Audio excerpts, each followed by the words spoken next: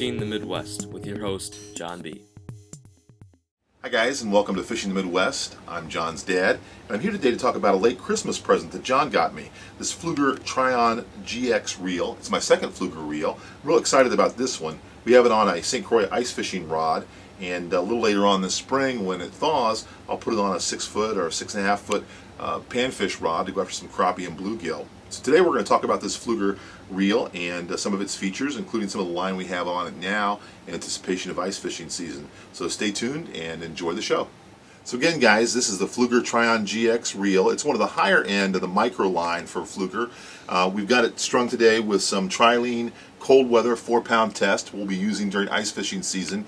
I was talking with John, and we think we might keep this line on here for the start of panfish season. When we get into some of those early spring crappie and bluegill, we might keep this 4-pound test. It might be fun to go after some of those early season panfish when the thaw comes. We've got this right now on an ice fishing rod. It's a St. Croix ice fishing rod, and we've got it set up for our next ice fishing adventure. So stay tuned and we'll tell you a little bit more about this reel.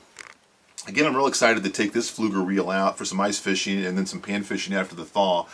It's a step up from the Pflueger that I used to have that John actually bought me about 3 or 4 years ago. And with that reel, caught a lot of panfish, even some nice bass over the last 4 years. So I'm real excited to take this better model out there. It features 5 ball bearings. It also holds 110 yards of 4-pound test. It retails for around $30 at your local sporting goods store. This is the rod that my last Pflueger was on. I fished it for about the last 4 or 5 years. It's a Pflueger rod, ultralight series, and it's only 4'6", but you know, I really like these shorter rods, especially when you're going after panfish in the spring and summer, and even managed to pull in almost a 3-pound bass at the end of this last season.